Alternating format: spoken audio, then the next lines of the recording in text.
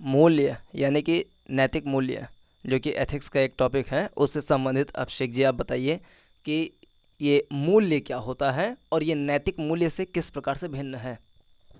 तो जैसे कि कोई भी प्रगतिशील या विकासशील डेवलपिंग सोसाइटी होती है, वो अपने आदर्शों को जब प्राप्त करती है, उसी आदर्शों को मूल्य कहते हैं।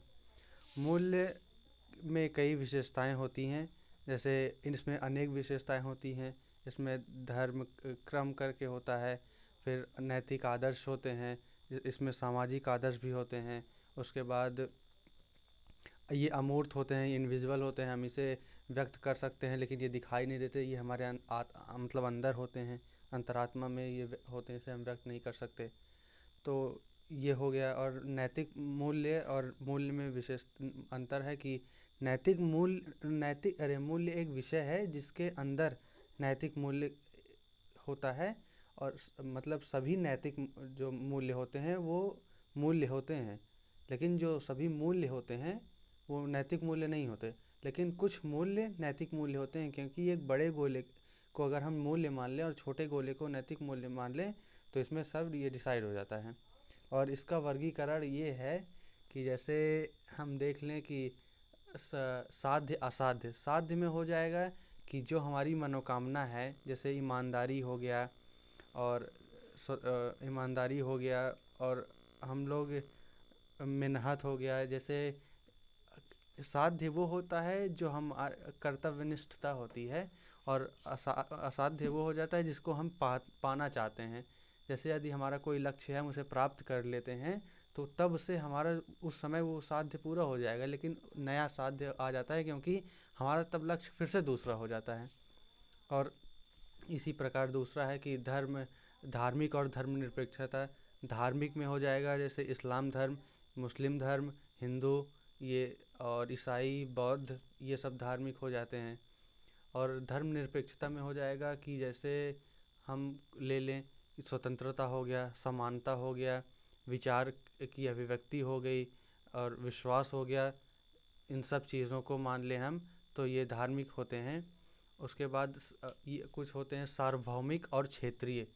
सार्वभौमिक में होता है कि कोई काम अपने लगन से करो, लगन से काम करना, निरंतरता उसमें होनी चाहिए, और निरंतरता होनी चाहिए, कर्तव्यनिष्ठ होना चाहिए, अपने काम क्रमबद्ध से काम करना चाहिए, और इन सब चीज़ होती हैं। और जो क्षेत्रीय है, इसमें होता है कि हम जब किसी क्षेत्र में जाते हैं और वहाँ के रहन सहन, वेशभूषा, खान पान, और रिलीजियस या धार्मिक त्योहारों के में अपने आप को ढाल नहीं पाते, या अलग अलग त्यौहार होते हैं अलग अलग विशिष्ट जगहों पे।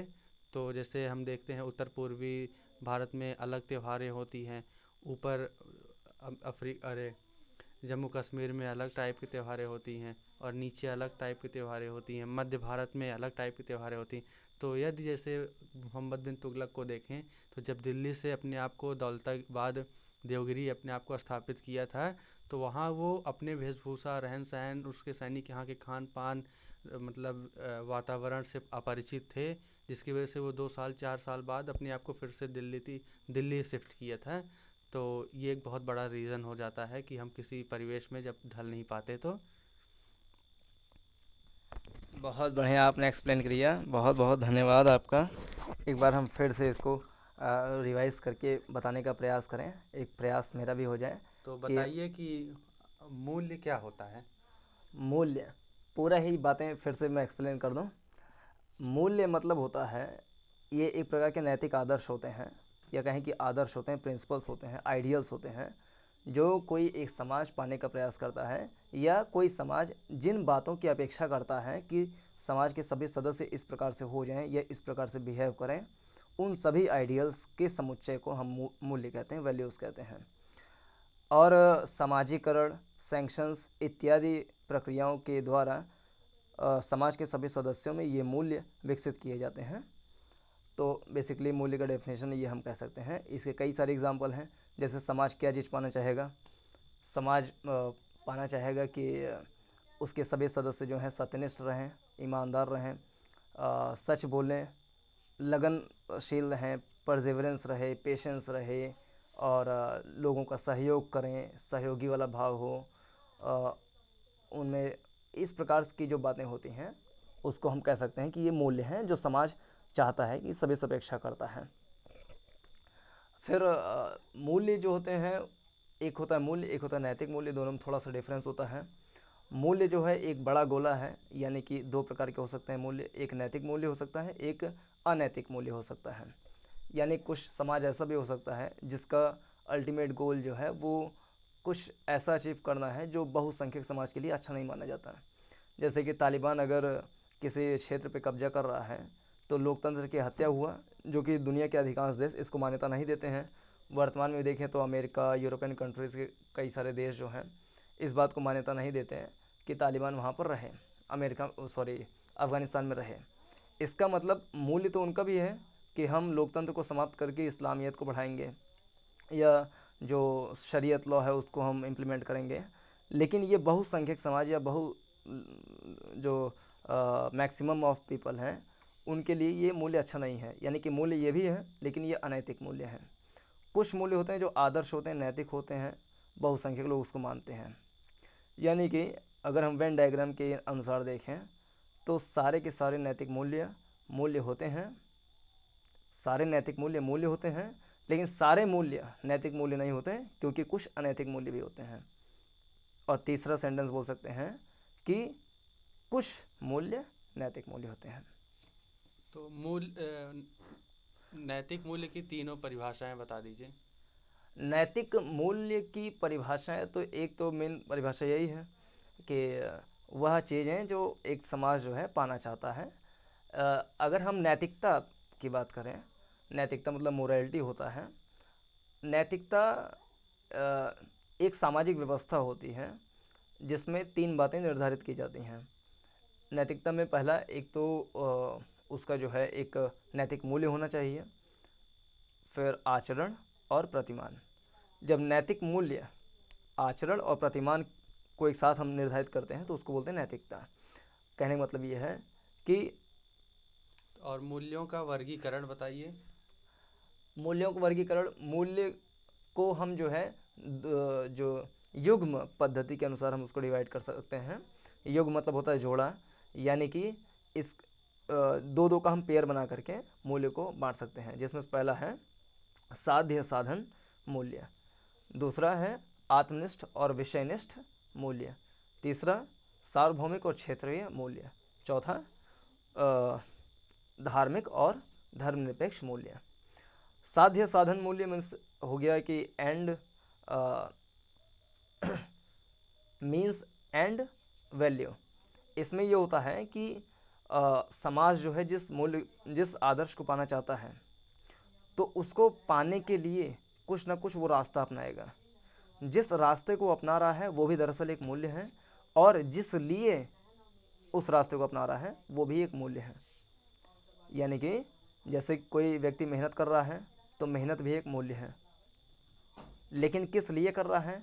सपोज़ वो सिविल सर्वेंट बनने के लिए कर रहा है तो वो उसका साधन है, तो वो भी एक मूल्य है क्योंकि वो उसका अल्टीमेट गोल है। लेकिन ये जो है इसमें बदलाव होता रहता है। जब एक बार साधन प्राप्त हो जाता है तो वो साधन मतलब जब एक बार साध्य प्राप्त हो जाता है तो साध्य फिर साधन बन जाता है किसी दूसरे साध्य को प्राप्त करने के लिए। जैसे मेहनत करें, आईएएस बने, अब आईएएस साध्य हो गया कंप्लीट, अब वो साधन बन जाएगा किसी दूसरे साध्य, जैसे कि सामाजिक व्यवस्था अच्छे तरीके से चले, कानून व्यवस्था अच्छे तरीके से चले, डेवलपमेंट हो, तो वो दूसरा साध्य बन जाएगा। फिर मेहनत हो सकता है, लोग सत्यनिष्ठ हो सकते हैं। सत्यनिष्ठ इसलिए हो सकते हैं कि ताकि शांति बनी रहे, और ईमानदार हो सकते हैं ताकि मतलब इस तरीके से। और दूसरा है डिवीज़न, सार्वभौमिक और क्षेत्रीय।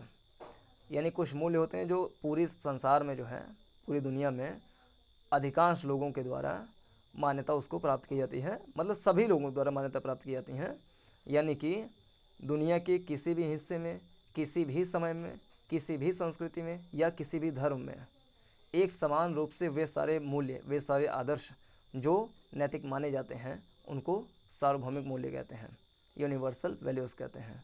जैसे कि सत्यनिष्ठ होना, ये सभी समाजों में अच्छा माना जाएगा, या लगनशील होना, फिर ईमानदारी होना, सच बोलना, मेहनत करना, ये सारे मूल्य हैं जो सभी समाज में अच्छा माना जाएगा, चाहे जिस क्षेत्र में हो, चाहे जब भी रहता हो। और कुछ होंगे क्षेत्रीय मूल्य होंगे जो कहीं पर अच्छा माना जाएगा, कहीं पर अच्छा नहीं माना जाएगा। जैसे हमारे यहाँ पर क्या है कि अगर कोई सिविल सर्वेंट बन जाता है तो वो बीजेपी वाला अच्छा है कि कांग्रेस वाला अच्छा है, यानी पार्टीबाजी नहीं करेगा। लेकिन यानी हमारे यहाँ पर अच्छा माना जाएगा कि सिविल सर्वेंट नॉन पार्टीजनशिप के सिद्धांत पे काम करें, किसी एक पार्टी को महत्व ना दें, डायरेक्टली या इनडायरेक्टली।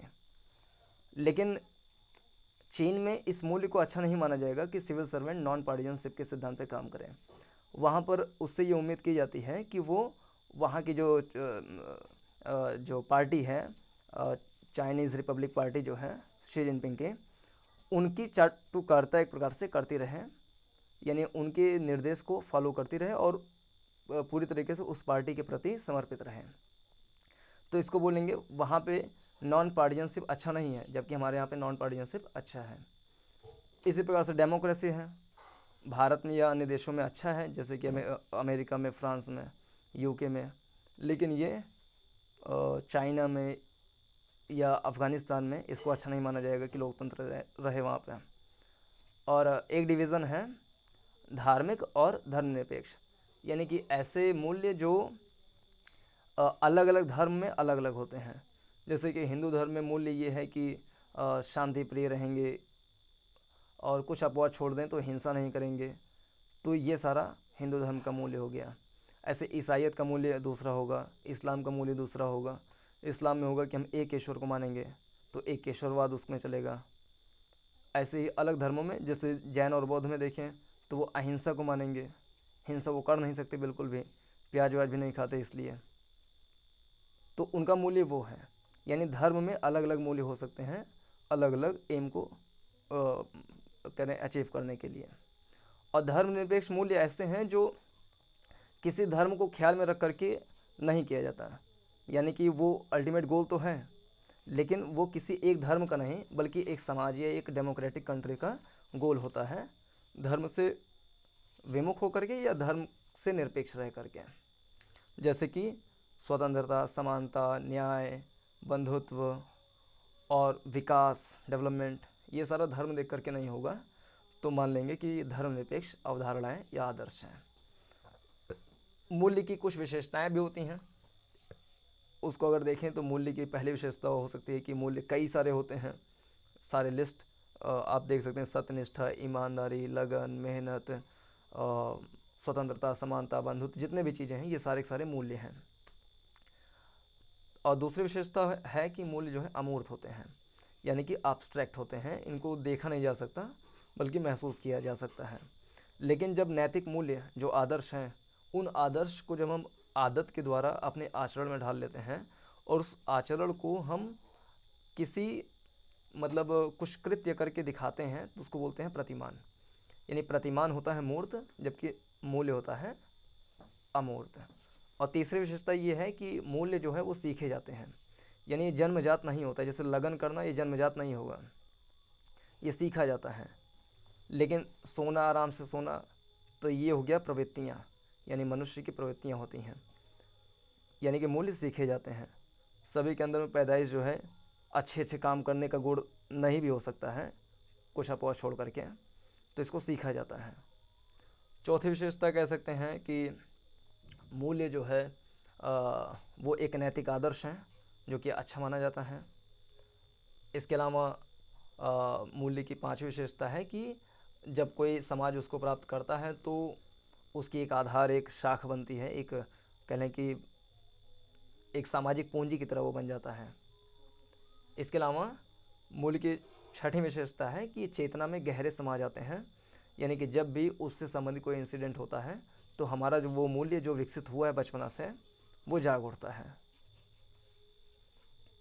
तो ये कुछ विशेषताएं हैं। तो केसर पे हिंदू, हरे पे इस्लाम, रंगों को भी बांट दिया धर्मों के नाम। तो कृपया करके धर्मबाजी न करें अगर आप सिविल सर्वेंट हैं या एक एस्पिरेंट हैं यूपीएससी के, क्योंकि धर्मबाजी करने के लिए और सब लोग हैं ही कि हम लोग मतलब अगर उन लोग को ये समझाया जाए कि सुप्रीम कोर्ट से बड़े हैं वो लोग या हमारे देश के संविधान से बड़े हैं, तो संविधान समानता का अधिकार देता है। तो कृपया करके धर्म के जंजाल में ना फंसें। आप संविधान को, भारत को समर्थन करें, भारत का सम्मान करें। जय हिंद, नमस्कार। नमस्कार, धन्यवाद।